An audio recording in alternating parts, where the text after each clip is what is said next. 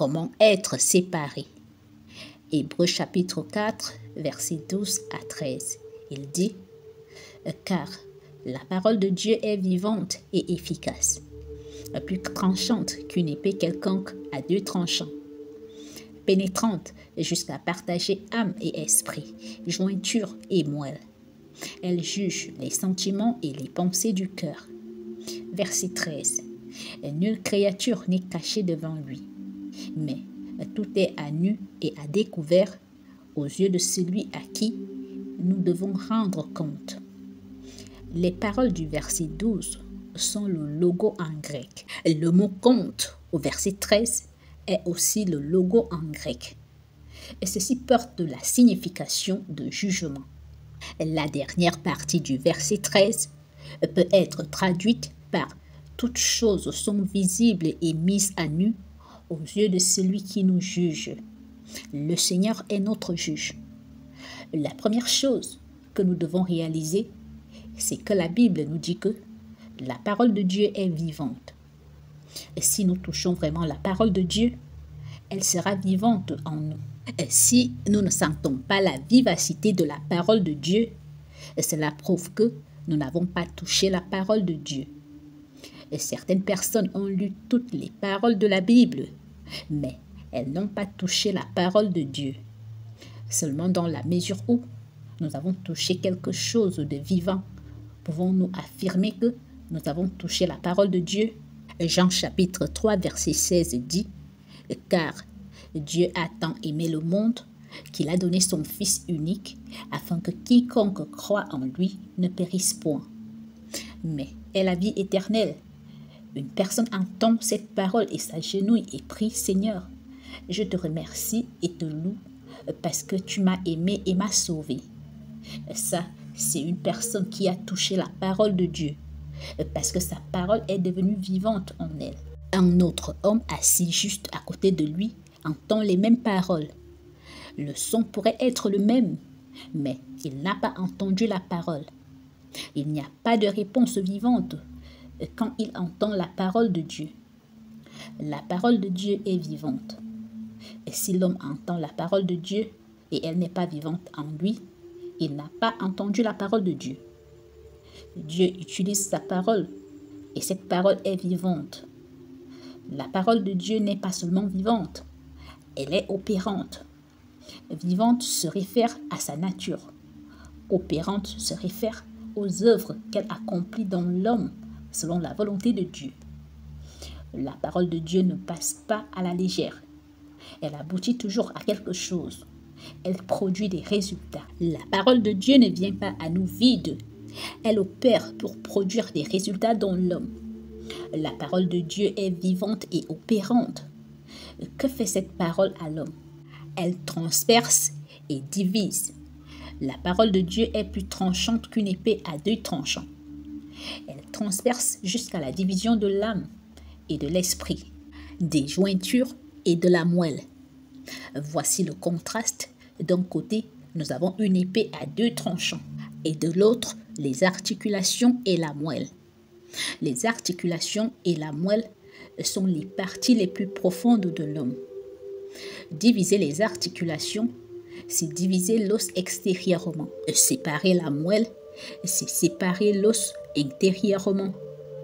Une épée à deux tranchants peut diviser un os extérieurement et intérieurement. Physiquement, une épée à deux tranchants peut faire cela à notre corps. Mais il y a des choses qui sont plus difficiles à diviser que les articulations et la moelle. C'est l'âme et l'esprit.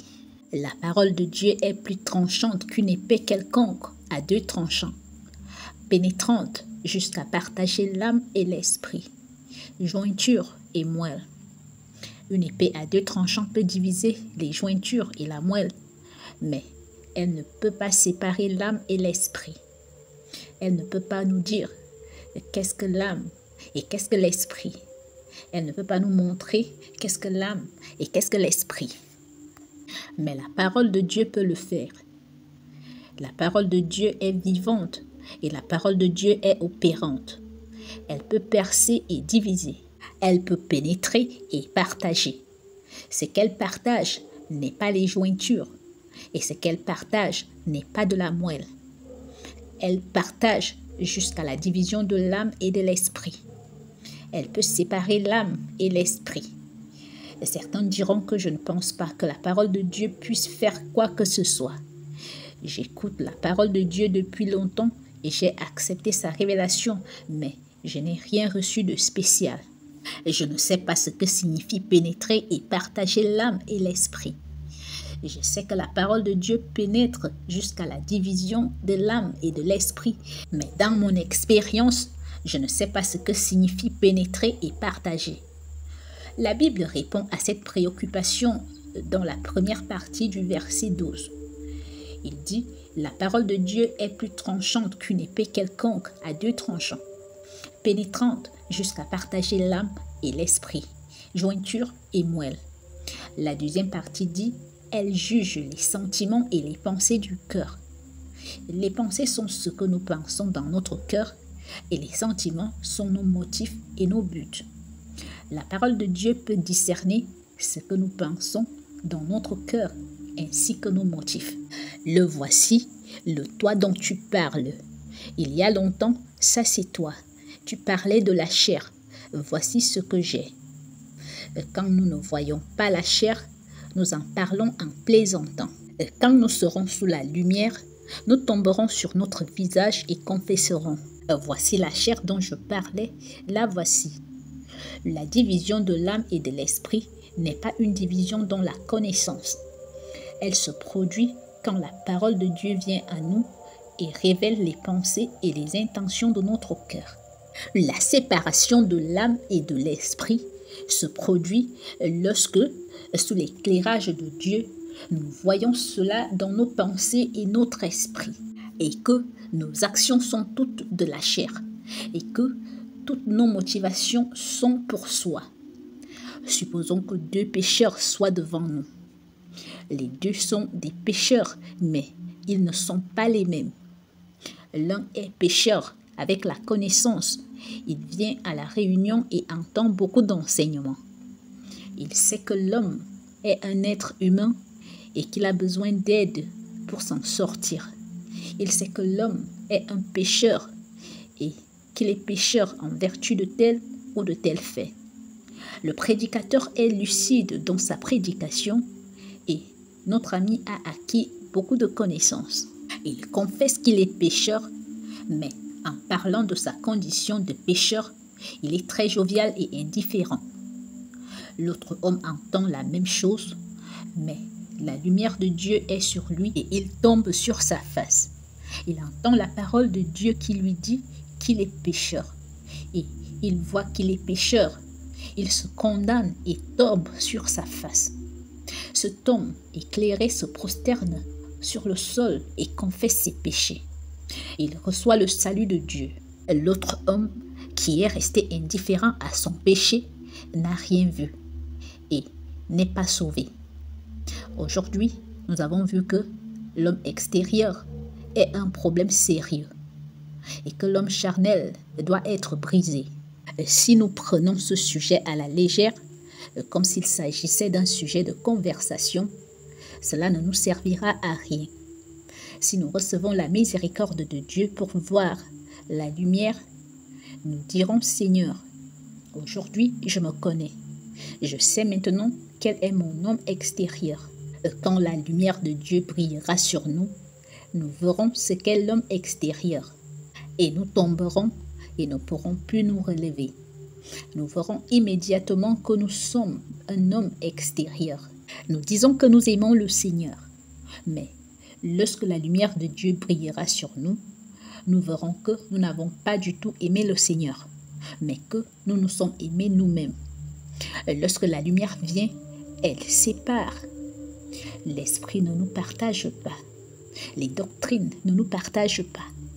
Seule la parole de Dieu nous sépare. Nous nous vantons de notre zèle, mais la lumière de Dieu nous révélera que ce sceau n'est rien d'autre que les activités de la chair.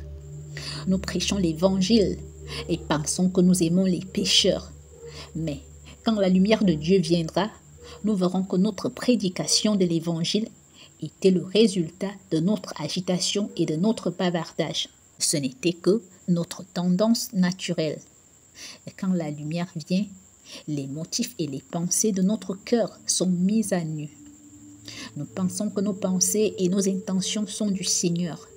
Mais quand la lumière vient, tout est exposé et nous découvrirons que tout cela était de nous-mêmes et pas du tout du Seigneur.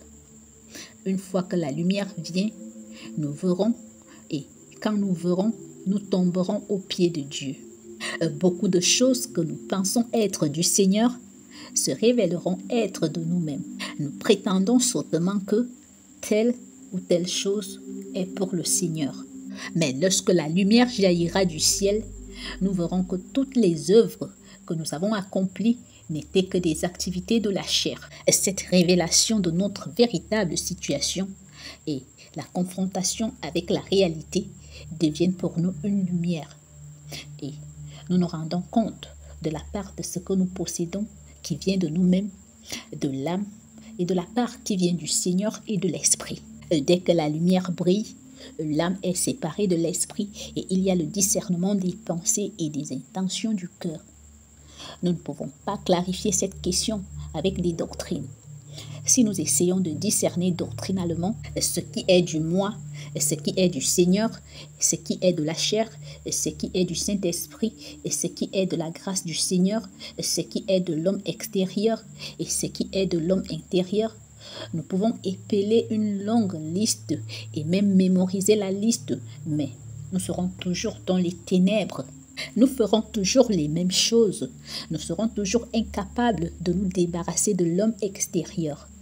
Les choses seront toujours avec nous et nous ne serons toujours pas capables de nous libérer.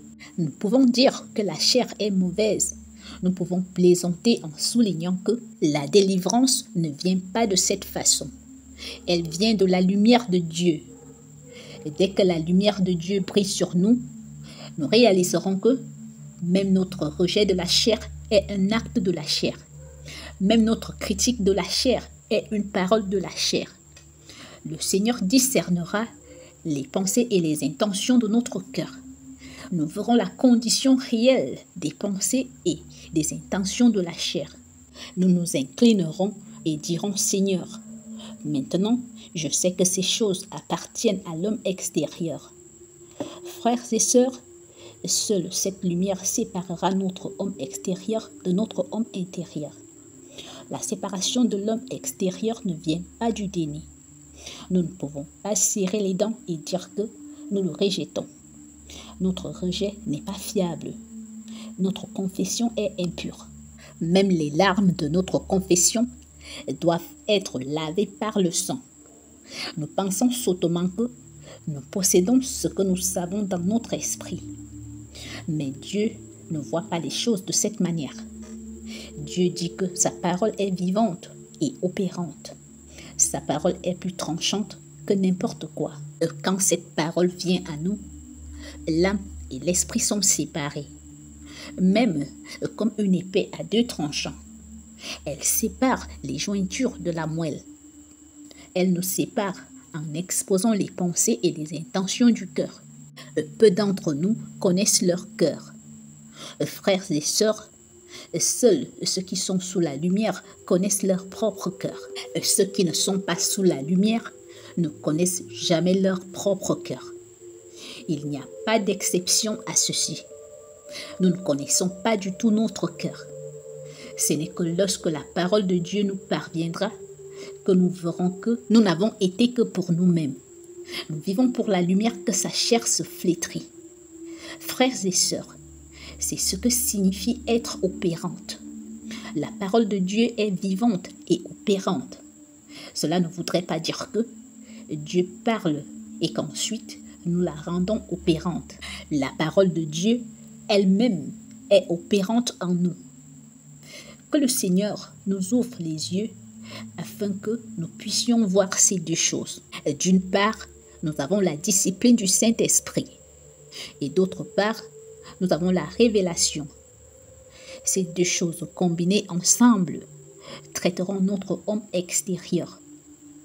Que le Seigneur nous fasse la grâce de nous placer sous la lumière et que cette lumière brille sur nous, de sorte que nous nous prosternions et disons au Seigneur, je suis vraiment fou et aveugle.